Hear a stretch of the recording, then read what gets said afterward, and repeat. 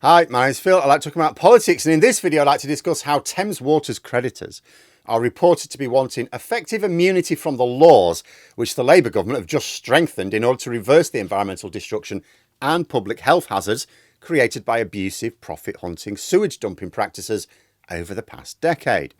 Does this mean that nationalisation is now the only viable option for the failing water company, and what are the implications of that for the government and the public? But first, for daily news and politics, please hit the subscribe button to stay notified.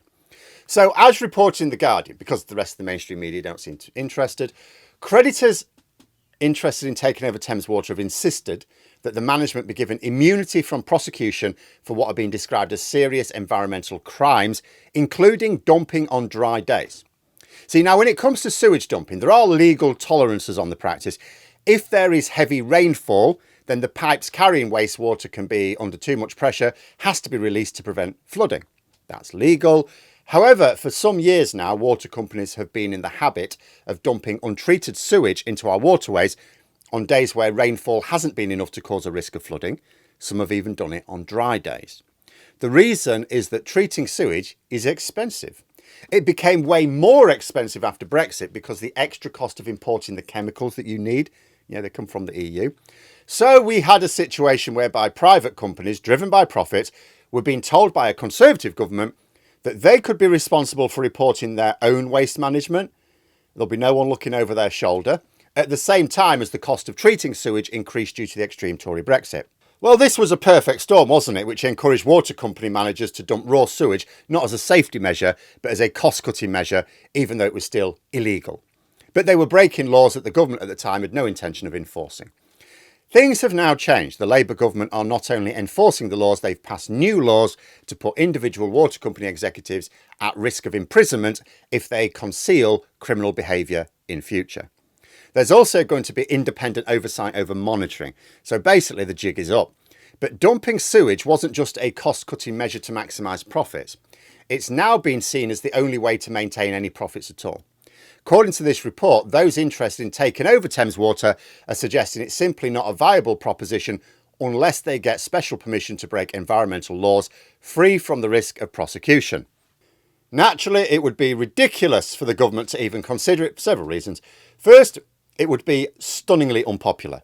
I've often lamented the fact that Labour have not publicised the new laws they've brought in very well because the public would overwhelmingly approve if they knew about it. It's maddening that Labour are shouting loudest about their divisive, performative behaviours and not the more unifying, effective action. Second, it would completely undermine the new laws the government went to the trouble of implementing. What was the point in passing all those laws specifically to clean up our waterways, which is a huge public issue, only to then weaken the enforcement? It would mean Steve Reid completely wasted his time and effort.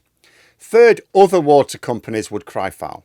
There would likely be calls for the same treatment themselves and court cases if it were not forthcoming. After all, this would give Thames Water a competitive advantage.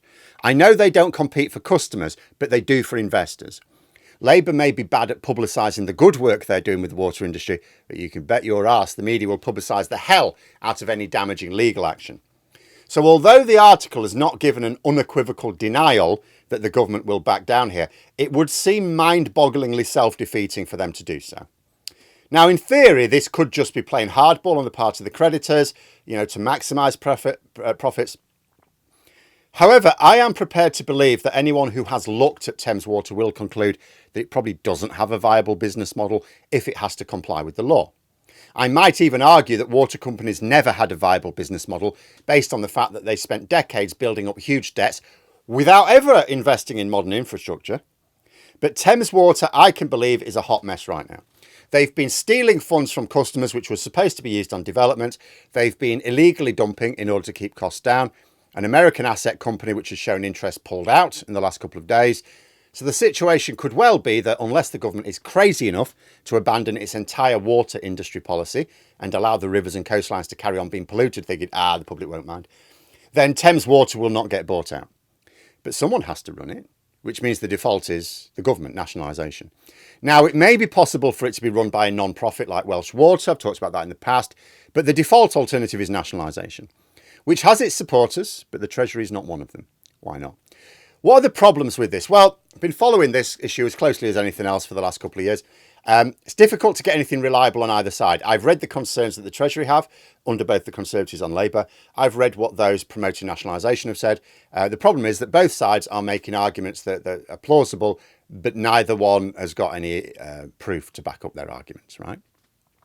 So my conclusion is that the Treasury have a number of fears, which may be valid, but no proof that they would definitely come to pass.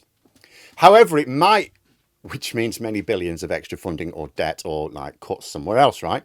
So what are these concerns? Well, there's a fear that customers might be less likely to pay their bills, that staff wages would have to go up by as much as 20% to retain them. Also a risk that the Thames Water debt, which is like £19 billion, suddenly becomes public debt. Reeves is already struggling to unlock more money for investment.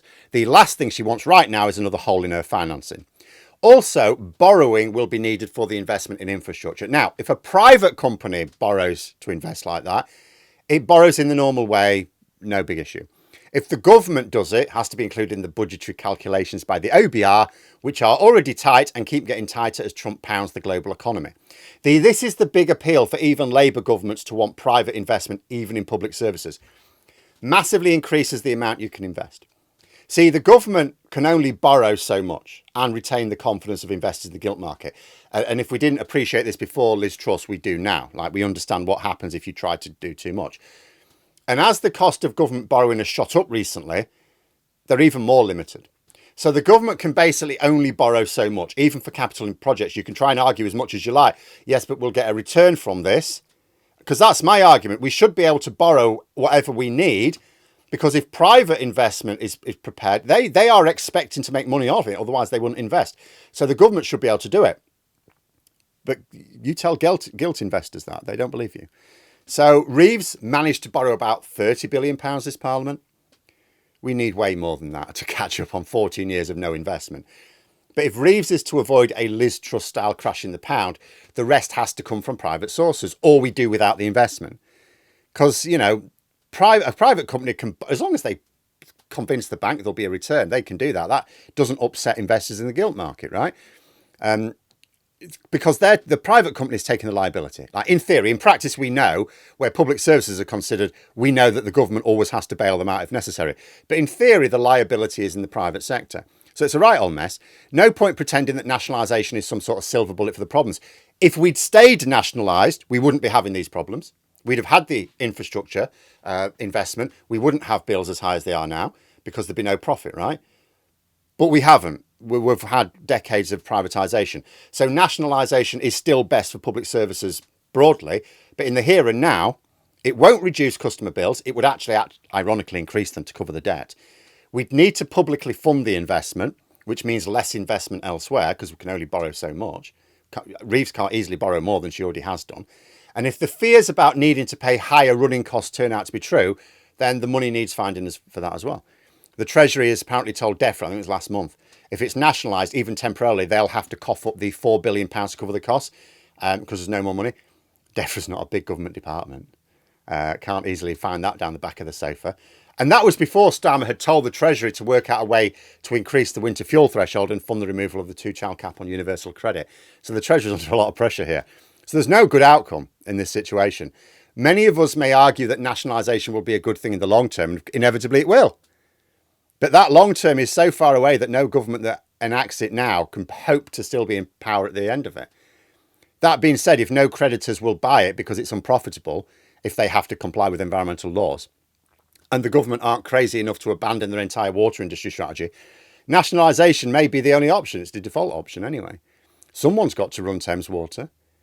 And if the private sector decides they've made all the money they can from it and walk away, that only leaves the government. But I can moan about how this is why you shouldn't hand over national assets to private companies if and when it happens. But let me know what you think in the comments below. Don't forget to subscribe and like. Thanks for watching. And until next time, I'll see you later.